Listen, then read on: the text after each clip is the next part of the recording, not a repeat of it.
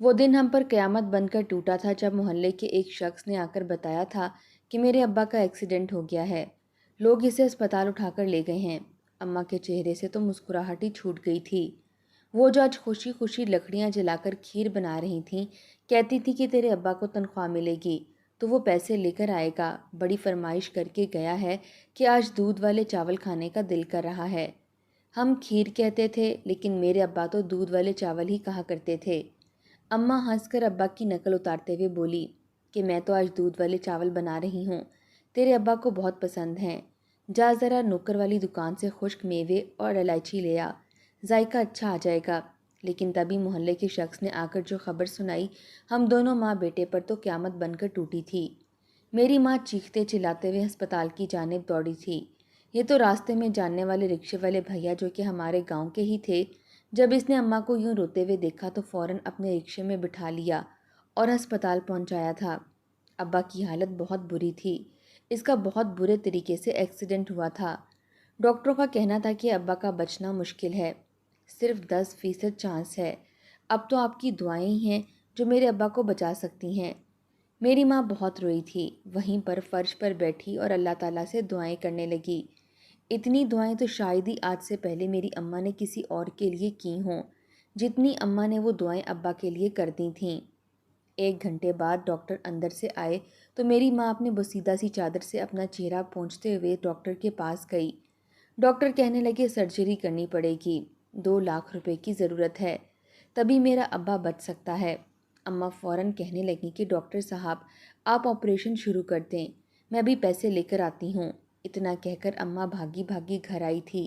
زیور اٹھا کر سارا بیچ دیا اور پیسے جا کر ڈاکٹروں کے ہاتھ پر رکھے۔ آخرکار سرجری کے بعد وہ وقت بھی آیا جب ڈاکٹرز یہ خوشخبری سنانے آئے کہ میرے ابا بچ چکے ہیں، بس 4-5 مہینے تک ریسٹ کی ضرورت ہے۔ 4-5 مہینے ریسٹ کرے گا تو بالکل ٹھیک ہو جائے گا۔ اماں نے شکر کے کلمات ادا کیے تھے کہ اس کے سر کا سایہ سلامت رہے۔ وہ روتے روتے ابا کو گھر لے کر آئی تھیں۔ ابا کی 100 خدمتیں کرنے لگیں۔ ابا بھی تھوڑا پریشان سا ہو چکا تھا۔ اماں سے کہنے لگا کہ تو نے اتنے زیادہ پیسوں کا انتظام کہاں سے کیا؟ تیرے پاس اتنے زیادہ پیسے کہاں سے آئے؟ تو اماں روتے ہوئے کہنے لگیں کہ کچھ نہیں، اپنا زیور بیچ دیا ہے تاکہ آپ ٹھیک ہو کر واپس آ جائیں۔ شاید ہی کوئی بیوی اپنے شوہر کی اس قدر خدمت کرتی ہو جتنی میری ماں کرتی تھی۔ ہمارے گھر میں کمانے والا واحد شخص میرا والد ہی تھا۔ جب ابا چارپائی پر لگ گیا تو پھر گھر کے خرچے تو پورے کرنے تھے۔ پہلے ہی ساری جمع پونجی ابا کی سرجری میں لگ چکی تھی اور دوائیاں بھی ہر ہفتے تبدیل ہو رہی تھیں۔ اماں کچھ سوچنے لگیں، پھر کہنے لگیں کہ میں بڑے صاحب کے گھر جا کر نوکری مانگ لیتی ہوں، گھروں میں کام کروں گی تو خرچہ بھی چلتا رہے گا۔ اسی روز اماں چادر لے کر اپنا چہرہ چھپائے شگفتہ بیگم کے گھر پہنچ چکی تھیں۔ شگفتہ بیگم نے میری ماں کو دیکھا تو سوال کرنے لگیں کہ کون ہو اور کہاں سے آئی ہو۔ میری ماں کی آنکھوں میں آنسو تھے، لیکن بڑی مشکل سے اپنے آپ کو ضبط کر کے کہنے لگیں کہ بیگم صاحبہ، میرے شوہر پر مشکل آن پڑی ہے، ہمارے گھر میں کمانے والا اور کوئی نہیں ہے، اس لیے مجبوراً مجھے یہ کام کرنا پڑے گا۔ مجھے کام ہی اپنا واحد سہارا لگا ہے، میرے پاس اور کوئی ہنر بھی نہیں ہے۔ اگر آپ مجھے اپنے گھر میں جھاڑو پوچھے کے لیے رکھ لیں تو بڑی مہربانی ہوگی۔ جب شگفتہ بیگم نے میری ماں کو دیکھا تو کہنے لگیں کہ ہاں ٹھیک ہے، تم جھاڑو پوچھا کر دیا کرنا، ویسے تو میرے کھانا بنانے والی ملازمہ کو بھی میں نے نکال دیا ہے، اس کے ہاتھ میں بالکل بھی ذائقہ نہیں تھا، الٹا بد ذائقہ کھانا کھا کھا کر میں مزید بیمار رہنے لگی تھی۔ میری اماں فوراً بولی کہ میرے ہاتھ میں بہت ذائقہ ہے، میرے ہاتھ کا کھانا آپ کو بہت پسند آئے گا۔ مگر شگفتہ بیگم کہنے لگیں جب تک میں خود تمہیں کھانا بناتے ہوئے نہیں دیکھوں گی، تمہاری صفائی ستھرائی نہ دیکھوں گی، تب تک میں تم سے کھانا نہیں بنوا سکتی، کیونکہ عام طور پر یہ چھوٹے گھروں والی کام والی بڑی ہی گندی قسم کی ہوتی ہیں، نہ ٹھیک سے صاف ستھرائی کرتی ہیں اور کھانا تو بالکل بھی اچھا نہیں بناتی، ایسے ہی گندے مندے ہاتھوں کے ساتھ کام کرتی رہتی ہیں۔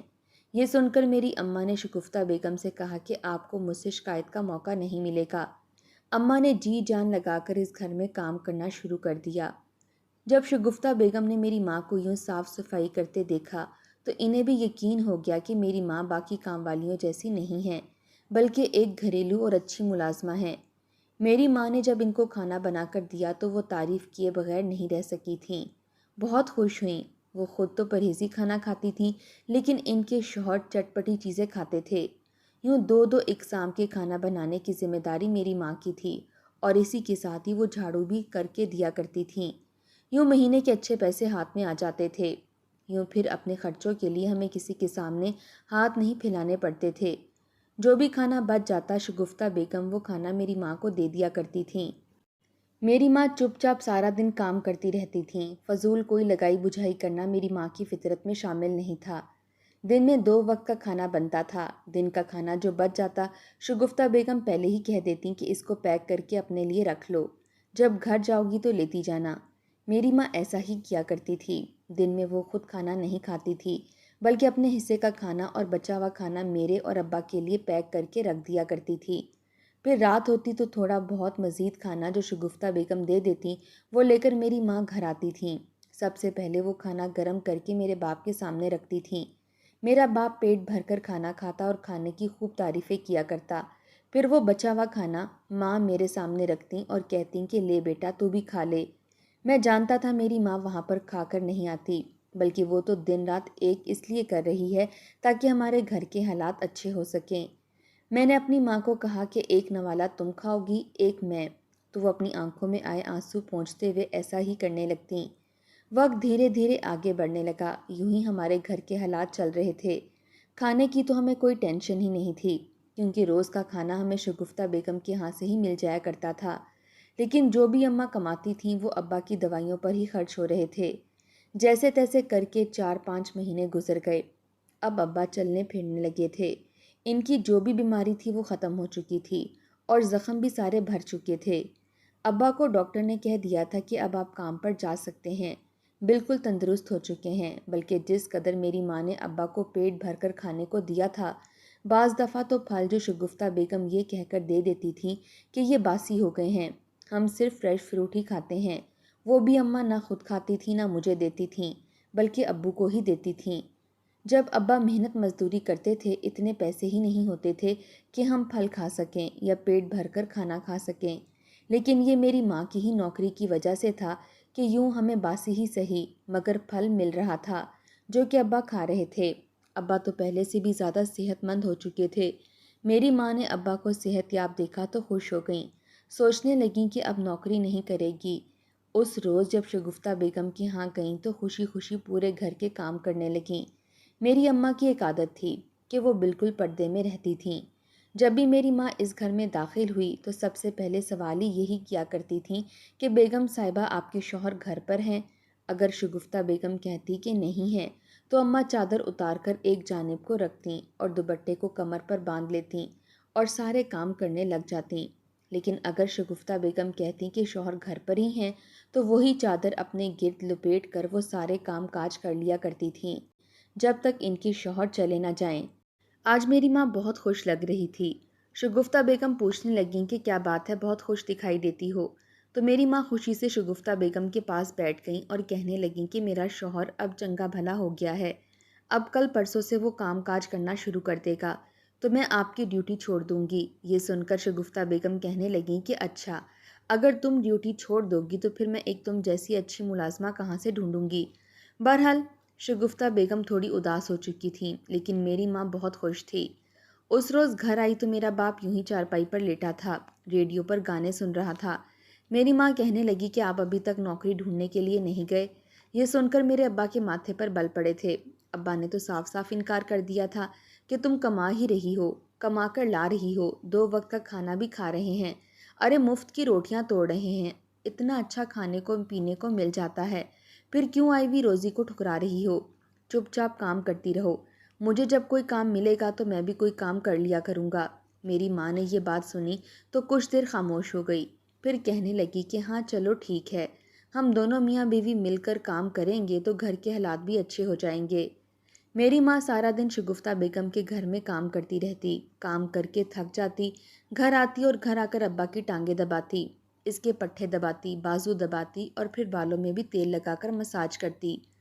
تھکن کی وجہ سے اس کی کمر اکڑ جاتی، لیکن ہاتھوں میں ذرا بھی نرمی نہیں آتی تھی، مگر پھر بھی میرے ابا چلا اٹھتا، کہتا کہ کیا ہو گیا ہے، میری خدمت کر کے تھک گئی ہو، ہاتھوں میں تو تیرے بالکل جان ہی نہیں رہی، ایسے کون دباتا ہے، مرے ہوئے ہاتھوں سے زور سے جان لگا تاکہ پتہ بھی چلے کہ واقعی تو میرا مساج کر رہی ہے، میری مالش کر رہی ہے۔ میری ماں چپ چاپ ہر کام کرتی رہتی تھی۔ کبھی کبھی میں یہ دیکھ کر حیران ہوتا تھا کہ میری ماں کیوں میرے ابا کے پیچھے اتنی پاگل ہے، وہ تو ان کو ٹھیک سے منہ تک نہیں لگاتے۔ آج سے 4-5 ماہ میں پہلے جو کچھ میری ماں کا حشر میرا باپ کرتا آیا تھا وہ مجھ سے ڈھکا چھپا نہیں تھا۔ میرا باپ تو شروع سے ہی بڑا لاپرواہ سا انسان تھا، میری ماں کو ترسا ترسا کر رکھتا تھا، لیکن میری ماں کا تو بس نہیں چلتا تھا کہ ابا کی ان حرکتوں کے باوجود اس کے پیروں کو دھو دھو کر پیے اور اس کے پیروں تک کو چوم لے۔ میری ماں بس ایسی ہی تھی، ابا پر جان نچھاور کرتی تھی اور ابا میری ماں کو اپنی نظروں میں کچھ سمجھتا ہی نہیں تھا۔ اب ابا بالکل ٹھیک ہو چکا تھا اور ایک مرتبہ پھر اس نے میری ماں پر ظلم کرنا شروع کر دیا تھا۔ اماں نے ایک ہی دفعہ کہا تھا کہ جا کر اب تم نوکری کیوں نہیں کر لیتے، اب تو تم ہٹے کٹے ہو، کسی چیز کی کمی نہیں ہے۔ لیکن میری اماں کی اتنی بات سننا تھی کہ ابا غصے سے اٹھا اور اماں کو بالوں سے پکڑ کر جا کر سامنے دیوار سے جا مارا۔ اماں کے ناک سے خون آنے لگا تھا، لیکن اماں کچھ نہ بولی تھی۔ اس سے پہلے بھی اماں کو کتنی مرتبہ ابا سے مار پڑ چکی تھی، لیکن وہ منہ سے ایک لفظ تک نہیں بولتی تھی اور نہ ہی اونچی آواز میں چلاتی تھی۔ کہتی تھی کہ اگر میں چلاؤں گی تو آس پڑوس کے لوگوں تک آواز جائے گی، لوگ شور شرابہ سن لیں گے اور تیرے باپ کی بڑی بے عزتی ہوگی۔ میں نہیں چاہتی کہ تیرے باپ کی عزت پر حرف آئے۔ مار کا کیا ہے، مار کر اس کا غصہ ہلکا ہو جاتا ہے، اب رہنا تو اسی کے ساتھ ہی ہے، پھر کیوں میں اپنا گھر برباد کرتی پھروں۔ اپنی ماں کی باتیں سن کر میں بس خاموشی سے ان کو دیکھتا رہ جاتا، جو چپ چاپ میرے ابا کا ہر ظلم اس لیے سہ لیتی تھیں کیونکہ اس کے ماں باپ مر چکے تھے، بھائی بھی اسے اپنی بہن نہیں سمجھتے تھے اور کوئی رشتہ دار بھی نہیں تھا۔ اگر میری ماں کو کسی کی ٹیک ہوتی تو شاید وہ کبھی بھی اپنے شوہر کا یوں ظلم برداشت نہ کرتیں۔ بہرحال اب تو آئے روز کا یہ وتیرہ بن گیا تھا کہ ابا اماں کو ڈانٹتے یا مارتے رہتے۔ اس روز اماں کام سے تھک کر گھر آئیں تو طبیعت ان کی تھوڑی خراب لگ رہی تھی، الٹیاں بھی آ رہی تھیں۔ میرے ساتھ ہی اماں پاس کی لیڈی ڈاکٹر کے پاس گئی تھی، جہاں پر پتہ چلا کہ میری ماں حاملہ ہے۔ یہ سن کر میری ماں خوش سی ہو گئی، کہنے لگی کہ میری تو یہ خواہش ہے کہ اللہ نے مجھے تجھ جیسا بیٹا دیا ہے، اب ایک بیٹی بھی عطا کر دے، دیکھنا میں جب تیرے ابا کو یہ بتاؤں گی تو وہ کتنا خوش ہوگا۔ میں نے تو نظریں پھیر لی تھیں، ابا کہاں خوش ہوگا، میں تو بیٹا ہو کر آج تک ابا کے پیار کے لیے ترس رہا تھا، وہ تو مجھے دیکھتا تک نہیں تھا۔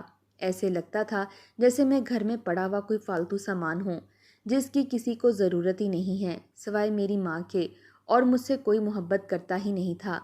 اپنی آنے والی بہن بھائی کی خبر سن کر میں بھی بہت خوش تھا۔ میری ماں بڑی بھولی بھالی تھی، ابا تو اس سے دل کی باتیں کرتا نہیں تھا، لیکن وہ میرے ساتھ بیٹھ کر اکثر ایسی باتیں کرتی رہتی تھیں اور میں اس کی باتیں سنتا رہتا تھا اور اس کے بالوں میں ہاتھ پھیرتا رہتا تھا، اس کا سر بھی دبا دیتا تھا اور ٹانگیں بھی۔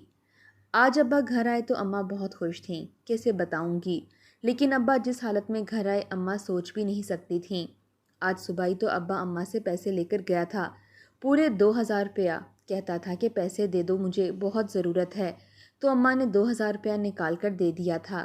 ابا جب گھر واپس آیا تو ہاتھ میں شراب کی بوتل تھی، گرتا پڑتا گھر میں داخل ہو رہا تھا۔ میری اماں نے تو ابھی تک کھانا تک نہیں کھایا تھا، یہ سوچ کر کہ جب تک ابا نہیں آئیں گے حلق سے ایک نوالہ بھی نیچے نہیں اتاروں گی، لیکن جب ابا کو اس حالت میں دیکھا تو وہ گھبرا گئیں۔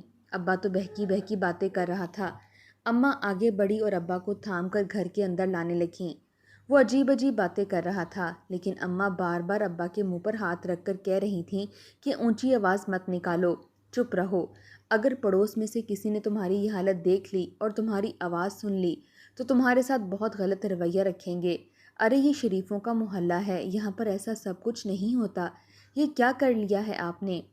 میری اماں رونے لگی تھی، پکڑ کر ابا کو اندر لائی تو اگلے پل ابا اماں کو جھٹک کر چلانے لگا، کہنے لگا کہ ارے تو کون ہوتی ہے مجھے سمجھانے والی، عورت ذات ہے، اپنی اوقات میں رہے، ارے تجھے تو میں اپنے پاؤں کی جوتی بھی نہیں سمجھتا۔ میری اماں کیا سمجھ رہی تھی کہ ابا کو خوشخبری سناؤں گی، لیکن یہاں تو ابا نے ہم پر ایک بمپ اور توڑ دیا تھا۔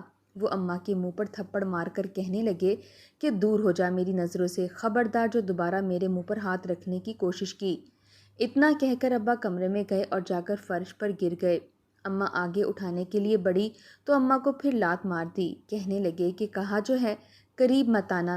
میں اماں کو ہاتھ پکڑ کر بولا کہ اماں چھوڑ دو ابا کو، جب ابا تمہارے نہیں سننا چاہتے تو کیوں بار بار ابا کے پیچھے جاتی ہو؟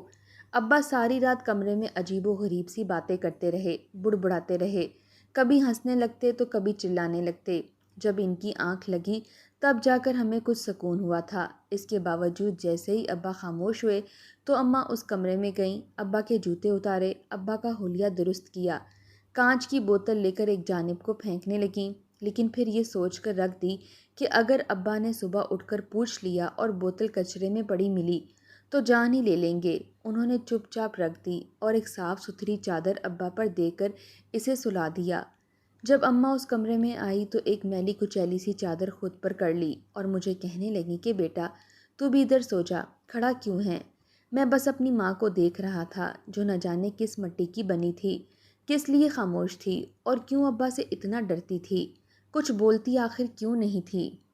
اگلی صبح ہوئی تو ابا کی طبیعت کچھ بہتر تھی۔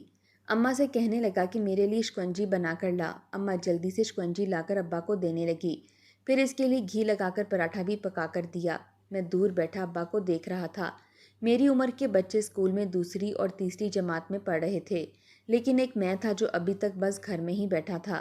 کسی کو میری پڑھائی کی فکر ہی نہ تھی۔ ابا کہتا کہ کچھ بڑا ہو تو اس کو کسی مزدوری پر لگا دیں گے، 2-4 پیسے کما کر لائے گا، آخر تو کب تک اکیلی کماتی رہے گی، یہ بڑا ہوگا تو اس کے پیٹ میں بھی تو آدھی سے بڑھ کر پوری ایک روٹی جائے گی۔ میلا سا چولا پہنے ایک جانب کو گھر میں بیٹھا تھا، ابا گھی کے پراٹھے کھا رہا تھا اور میں اور اماں پیاز کے ساتھ سوکھی روٹی کھا رہے تھے۔ اماں پھر کام پر چلی گئی۔ آج میں بھی ضد کرنے لگا کہ میں بھی کام پر جاؤں گا تو اماں مجھے بھی ساتھ لے گئی۔ ان کی بیگم صاحبہ بہت پیاری تھی، اماں کے ساتھ بہت پیار سے پیش آتیں، لیکن اماں نے آج تک کبھی بھی اپنے گھر کی بات کسی کو نہیں بتائی تھی۔ کہتی تھی کہ ابا کی بے عزتی ہو جائے گی۔ شگفتہ بیگم نے بھی بہت بار میری اماں سے پوچھنے کی کوشش کی، لیکن اماں نے زبان پر قفل لگائے رکھا۔ یوں ہی وقت گزرتا رہا۔ اماں کو 5واں مہینہ چل رہا تھا۔ جب اماں کی طبیعت کچھ خراب ہوئی تو وہ سامنے محلے میں موجود کلینک پر چلی گئیں۔ وہ ڈاکٹر بھی بہت اچھی تھی، میری اماں کی مجبوری کو سمجھتی تھی، اس لیے یوں ہی مفت دوا دے دیا کرتی تھی۔ اماں کا الٹرا ساؤنڈ کر کے کہنے لگیں کہ بیٹی کی ماں بننے والی ہو۔ یہ سن کر اماں کی خوشی کی کوئی انتہا نہیں رہی۔ لیڈی ڈاکٹر کہنے لگی کہ پہلی دفعہ دیکھا ہے کہ کوئی عورت وہ بھی اتنے غریب گھرانے سے بیٹی کی خبر سن کر اتنی خوش ہوئی ہے۔ یہ سن کر میری اماں بولی کہ میری تو یہی خواہش تھی کہ بیٹا ہے تو اللہ ایک بیٹی بھی دے دے، دیکھو خدا نے میری سن لی۔ اس کے بعد تو اماں کافی خوش رہنے لگی تھی، اپنی خوراک کا بھی دھیان رکھنے لگی تھی۔ ابا کو بھی بتایا کہ آپ باپ بننے والے ہیں۔ ابا نے کوئی خاص رد عمل ظاہر نہیں کیا تھا، انہیں تو جیسے ان سب سے کوئی فرق ہی نہیں پڑتا تھا۔ اماں ابا سے اس قدر محبت کرتی تھی کہ شاید ہی کوئی عورت اپنے مرد سے کرتی ہو۔ اماں اس حال میں بھی کام کاج کرتی رہتی تھی اور اس روز جب گھر واپس آئی تو گھر میں ابا ایک عورت لے کر آیا ہوا تھا۔ یہ دیکھ کر اماں آگ بگولا ہو گئی۔ اماں اس عورت کو مارنے لگی۔ پہلی مرتبہ اماں کی آواز باہر نکلی تھی، وہ عورت وہاں سے بھاگ گئی، لیکن ابا نے اماں کا وہ حشر کر دیا کہ محلے والے اکٹھے ہو گئے۔ میرے ابا نے اماں کو بالوں سے پکڑ کر بہت مارا، پھر لکڑی کی پھٹی اٹھا کر میری ماں کے پیٹ پہ مارنے لگا۔ میری ماں رونے لگی، چلانے لگی، چلا چلا کر کہہ رہی تھی کہ مت مار، میرے پیٹ میں بچہ پل رہا ہے، کیوں ننھی سی جان کا قاتل بننا چاہتا ہے تو؟ لیکن ابا نے اماں کو بہت مارا، پھر شراب کی بوتل اٹھا کر لایا، میری ماں کے سر پر مارنے ہی لگا تھا کہ تبھی گاؤں کے لوگ آگے آئے اور میرے ابا کو پکڑ لیا۔ میری اماں کی حالت بہت غیر ہو چکی تھی، انہیں ہسپتال لے جایا گیا، جہاں پر ڈاکٹر نے بتایا کہ میری اماں کا بچہ مر چکا ہے۔ میری مری ہوئی بہن کو میری ماں کی گود میں دے دیا تھا، میری ماں نے اسے اپنے سینے سے لگا لیا، پھر میرے ساتھ ہی قبرستان تک گئی تھی اور اپنے ہاتھوں سے قبر بنا کر قبرستان میں اس بچی کو دفنا دیا۔ میں نے دیکھا تو ماں کی آنکھوں کو خشک پایا، وہ رو نہیں رہی تھی، بلکہ آخری مرتبہ بچی کو چوم کر دفنا کر کہنے لگی کہ اچھا ہوا جو مر گئی، ورنہ دنیا میں آ کر اس نے کون سی خوشیاں دیکھ لینی تھیں۔ اتنا کہہ کر وہ وہاں سے اٹھ چکی تھی۔ ہم دونوں دھیرے دھیرے قدم چلتے گھر جا رہے تھے، تبھی اماں نے ایک سٹور کے پاس رک کر دوپٹے کے کونے سے 100 روپیہ کھول کر دیا، کہنے لگی کہ جاؤ سٹور سے مرہم لے آؤ، تمہارے ابا کے ہاتھ پر مجھے مارتے ہوئے ایک کیل چبھ گئی تھی، ہاتھ پر دوا لگا لے گا تو بہتر محسوس کرے گا۔ میں تو جتنا حیران ہوتا اتنا کم تھا، میری ماں کس مٹی کی بنی تھی جو میرے ابا جیسے شخص کی تو بالکل حقدار نہیں تھی۔ میں نے سوچ لیا تھا کہ بس اب محنت کروں گا اور پڑھ لکھ کر اپنی ماں کو دنیا کی ساری خوشیاں لا کر دوں گا جو میرا باپ نہ دے سکا۔